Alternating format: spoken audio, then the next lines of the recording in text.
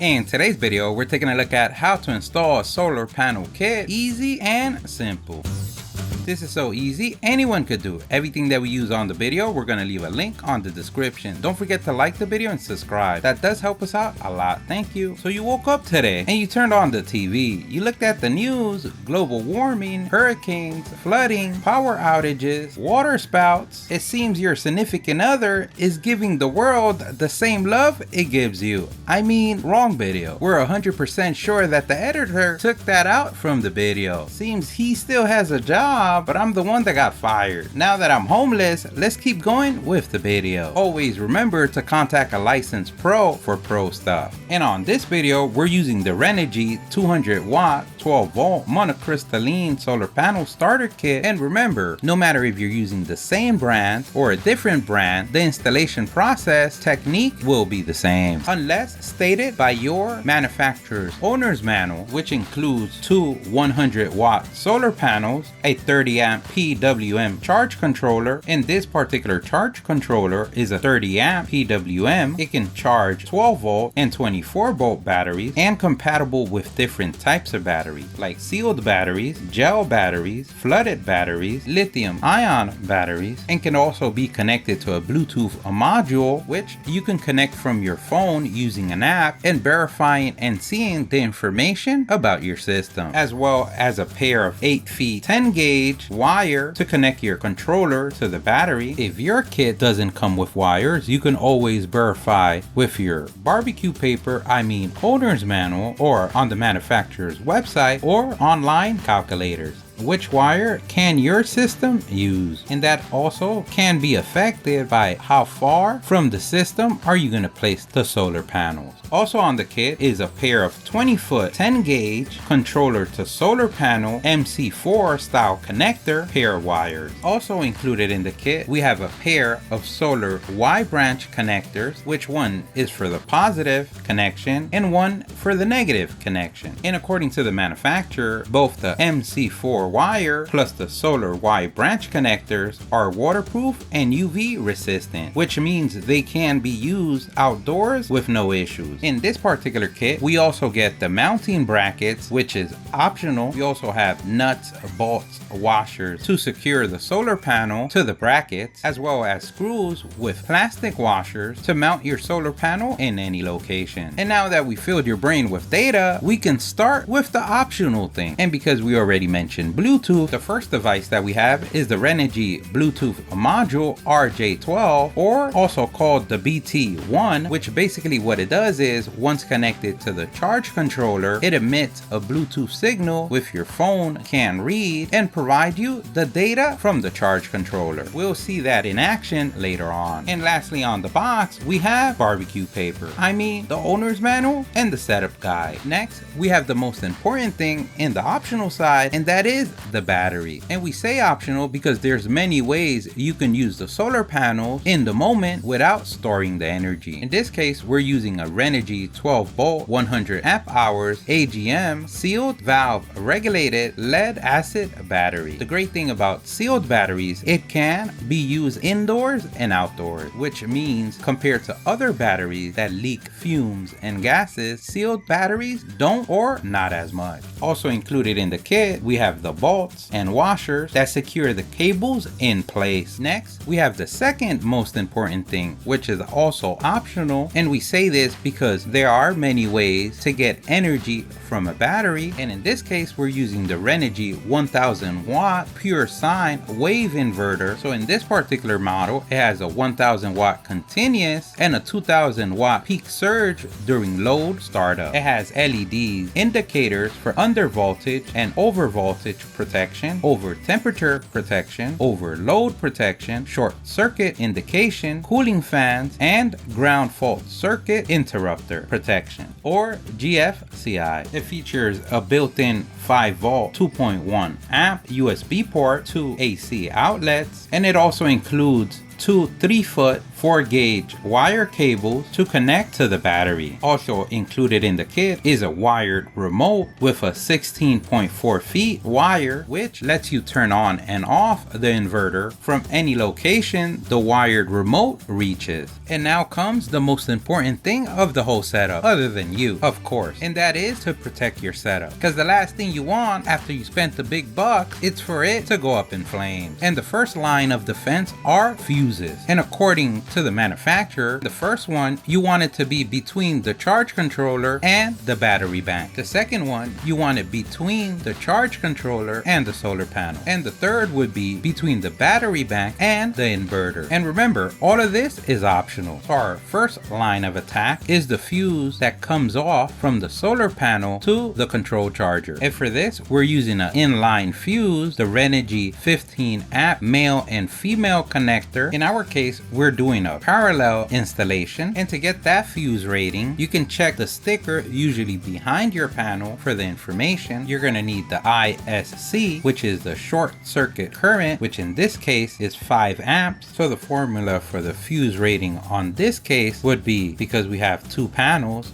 5 amps plus 5 amps times 1.56 equals 15.6. And remember, if you're doing yours in series or parallel series, your numbers may differ. You always want to verify with your barbecue paper, your owner's manual, for information, or even online calculators. Our second line of defense, it's a fuse in between the battery bank and the inverter. And to get the fuse rating for that fuse, basically what you want to take into account in any of the fuse calculation is that you're adding a 25% margin of safety on top of your original number, because remember, if it goes down, that's not a problem, but if it goes up, then that's where the fuse is going to protect you. So adding a 25% up is the way to go. So in this case, what we do is, to get the fuse rating, is the inverter watts divided by the battery rated voltage divided by the peak inverter conversion efficiency times 1.25. And remember, 1.25, because if you times it by 1, it'd be the same amount, but because we're adding the extra 25 for precaution, safety is 125. So for this particular case, it's going to look like this: the Renogy 1000 watts divided by 12 volts divided by 0.90, which is 90% peak efficient, times 1.25, and that would give us 115 amps. You want to get 115 or the next number up, 120, 150, but you never want to get under that number. If the efficiency rate would have been 100%, then you would have gotten 100. In this particular case, we're using the Bojack A&L fuse holder of 120 amps. And if you notice to the left, we also have a 30 amp fuse. We'll show later on the video the option for that one. Our next fuse is going to be between the charge controller and the battery bank. In this particular case, we have a fork on the road. In this case, it's a hybrid. It's a switch, a fuse, or a breaker all in one. And we're using the Red Wolf car circuit breaker of 30 amps with manual reset switch, inline fuse holder. And we call this a hybrid because compared to the previous fuses, they only protect, but this one can protect and become a switch at the same time. That means if you need to maintenance or repair, you can close that section up using the switch, and that's how we get to our second line of defense, which are going to be the switches and breakers. But first, let's take a look at how we get the fuse rating for this one. And this would basically be, if you have a charge controller of 30 amps, we would get a fuse for 30 amps. If you want to use a 25% safety margin, then you want to do 30 amps times 1.25, which would be 37.5. We would round that off to our next number, and that would be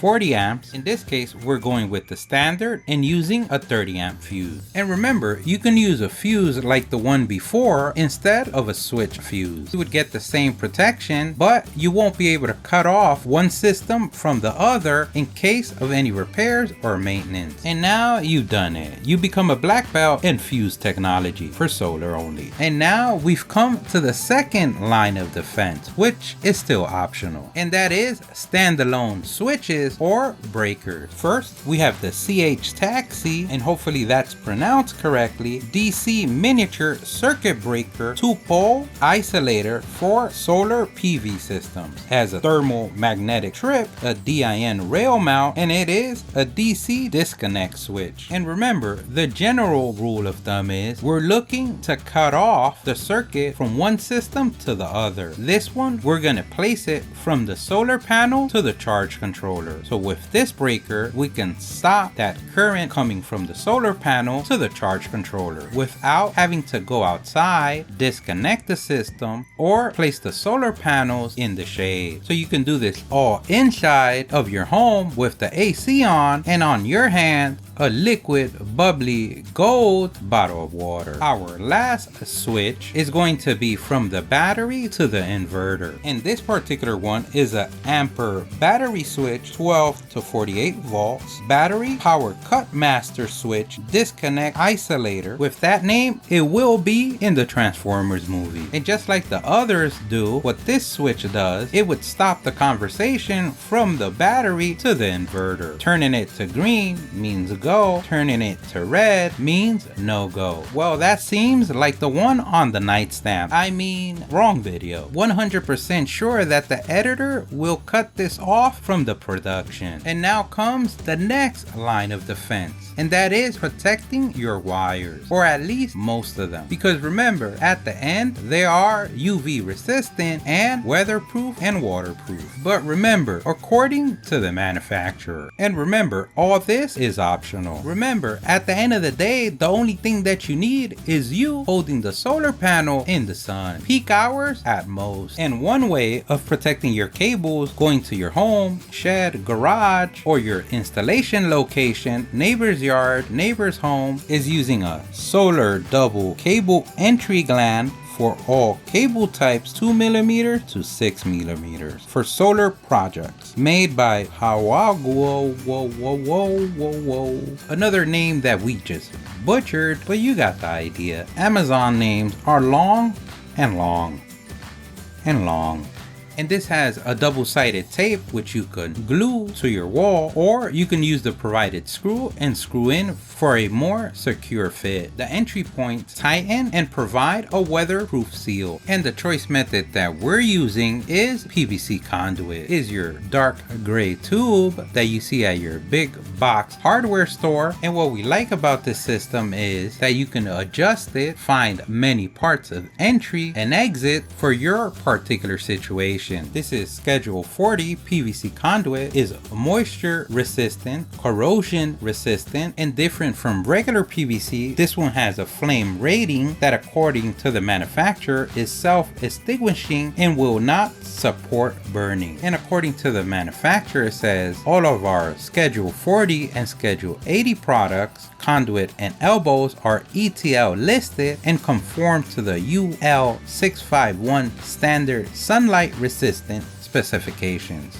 So there you go. Now you're a master in PVC conduit information of your town. But just like we said before, according to the manufacturer, in our case, is going to be placed to the side where our shed does not receive much sunlight or none at all. So in this case, we're going to have an entry point and an exit point. And because saliva did not work last time, we're going to use for this application medium gray PVC cement and a primer. And to weatherproof any gaps, we're going to use a outdoor silicone sealant. And now you've done it. You're almost there, but we're not. Our last and optional is an extension. And because the provided cables from our solar panel to our charge controller is only 20 feet, we have an extension. This is a 10 feet 10 gauge solar extension cable with female and male connector. In your case, you can choose to create your own, buying the wires and crimping the MC4 connectors at the end. This particular one is from Geo series. As you can see, it has its protective sleeve. It is IP67 waterproof, PPO insulation, UV protection, and flame retardant material. And according to the manufacturer, it could withstand a voltage of 1500 volts. So as many may say, they sold us the juice. And now you've done it. You've finally gotten off the data side. We can finally get our hands dirty and start the installation process. And remember, because the last thing you want on a clear sunny day is to die, safety is the #1 thing.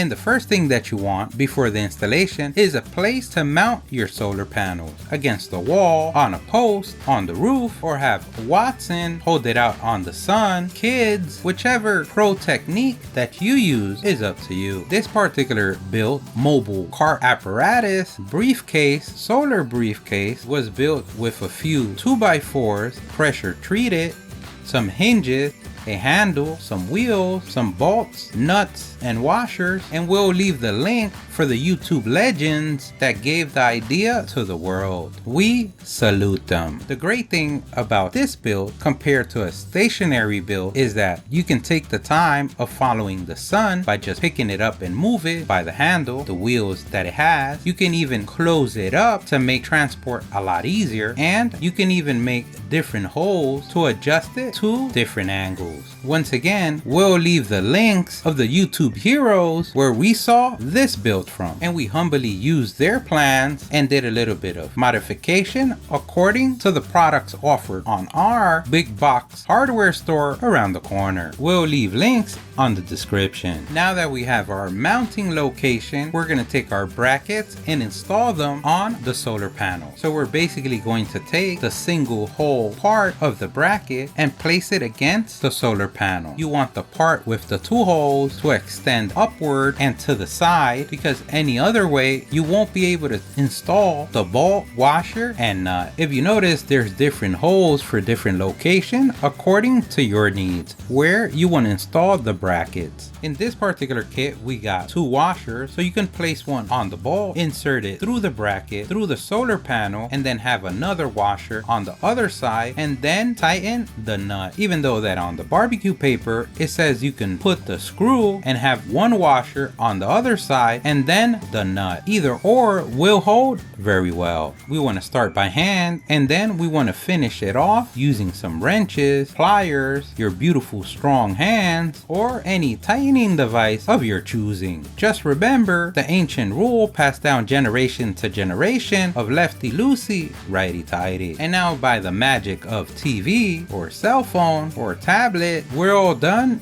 installing them. And now that you have your sunscreen and your solar panel is ready, we're ready to mount it on the location or apparatus that you chose. If you have your own Watson that's holding the panel on the sun, like in our case, we salute you. Watson is a YouTube legend, and what we're basically going to do is use the provided screws with plastic washers and screw in the frame. In our case, we're pointing the screws outward, in some cases inward, so it can fully sit inside of the wood, instead of doing it straight where it would sit in between wood or on the sides of the wood. Looking back on this build, we're very happy with all of it. We would have maybe changed the dimensions a little bit, thinking of where the screw was going to land. But overall, that screw ain't going nowhere. And on the middle, we're using an idea from one of the younger Watsons, and we're basically going to align the holes of both brackets and using the screw of one to tighten both down. Junior Watson is saving the planet 1 screw at a time. Sherlock will be proud. And we're basically going to repeat the process for the rest of the brackets using the provided screws and plastic washers. If in your case you're placing the panels somewhere where it could leak water inside, like a roof, placing some silicone around the screw and the washer is a good idea, because even though you're using Life's solar, we believe that you did not plan on using Life's water that way. Hashtag inside swimming pool. And now you've done it. You can stand back and admire your handiwork.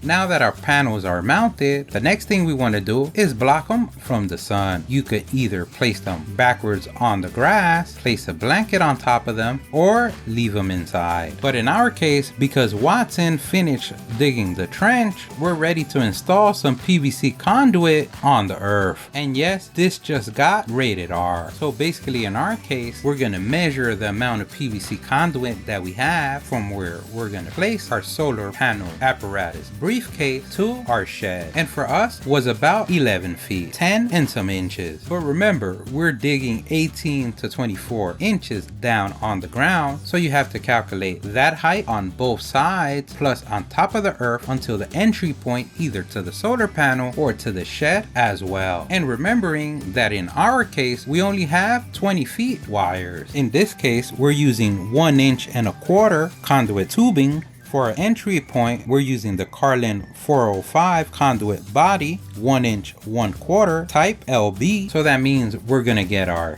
hole saw, measure it against its hole, and do the hole accordingly. And that sounded better on the script than said out loud. So we are basically going to insert the tube part of the body on the recently created hole. We want to dab some silicone before the insertion, and this is really going adults only, even though that at the end we're going to place 2 screws on it to secure it tight to the studio building. We're going to place some silicone around the connection, measure our tubing, place some primer, PVC cement, and make the connection. And just like we said before, we're going to place 2 screws to make sure it's not going anywhere. If you notice any gaps, you can always place some silicone all around. On this particular building, the roof comes out a little bit on the front, helping to keep the heavy rain away. But you always want to use silicone for extra protection. And to be able to get the wire to this location, we're using a fishing snake. And what we're going to do is pass it from the building first, because remember, because of the MC4 connectors, it's going to be harder to pass them the other way around. The great thing about this Cumberland 410 service entrance cap for 1 inch and 1/4 is that you can remove the tabs just for the amount of wire or space that you need. And when placed like this, the cap covers the exit point and helps it be weatherproof. We're still going to use silicone to cover any holes. We're going to wrap our fishing wire and the end of our solar panel to control charger cables with electrical tape so they won't get loose and left behind in there. Always remember before pulling in your wires to mark the positive and the negative on both sides at the ends, because the last thing you want is to do all that work and then not know which is which. But always remember, you can pull them individually once they're in just to see which is which. Once Watson has finished pulling in the wire, you should be able to get it on the other side, remove the electrical tape, and insert it inside of your final location. And now that you finish with your insertion regimen, we're ready for the next step. We're going to connect our solar Y branch connectors to the solar panels. In this particular case, we're doing a parallel connection, and the reason why we're using them this way, we're basically going to take our connectors. If you notice on the solar panel, each wire has a sticker marking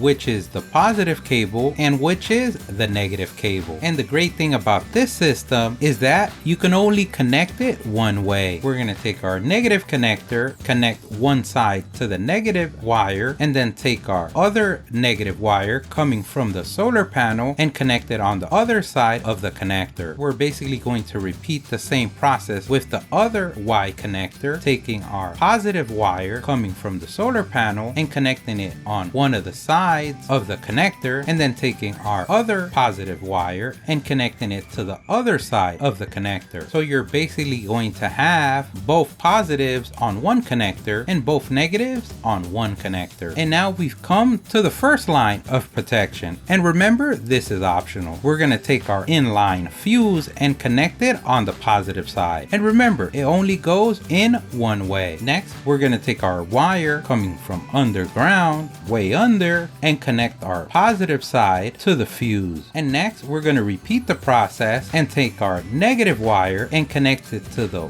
Y connector with the negative wires. We're going to break off the entry point for the service adapter in the middle to have our both wires come out one hole. We're going to place our weatherproof protective cap. We're going to add some silicone around the wires and exit point. We're going to cap off our body connected to the shed with its provided cap and weather sealed gasket on it. And using the ancient rule passed down generation to generation of lefty loosey, righty tighty, we're going to place the screws, tighten the cap, and weather seal those cables in there. And to secure the conduit to the building, studio, metal, shed, we're going to screw these Cumberland 150 clamp NM whole strap. And now you've done it. Your solar system panels are connected to the wire and only to the wire. But let's say as an optional step, you need to extend your solar panels distance. We're going to use the extension wire with connector shown before, and it is basically a simple installation. You're going to take your red wire, connect it to the positive side of the solar panel, have your negative wire, which is in this case the black wire, and connect it to your negative side, and then on the opposite side you're going to connect it to the connectors coming out the exit service port the same way. Positive with positive and negative with negative. And remember, if everything is installed correctly, they only connect one way. And now you've done it. You basically won yourself 1/3 of the fight, and you can go inside where it's cool, AC, or maybe fan, or maybe just no sun, and in your hands a liquid bubbly gold bottle of water. In the inside, we want to have ready our location where we're going to place our battery, inverter, charge controller, fuses, switches, and breakers. In this particular case, we made a 2x4 stand for our battery, which is very heavy, and for the rest of the equipment we use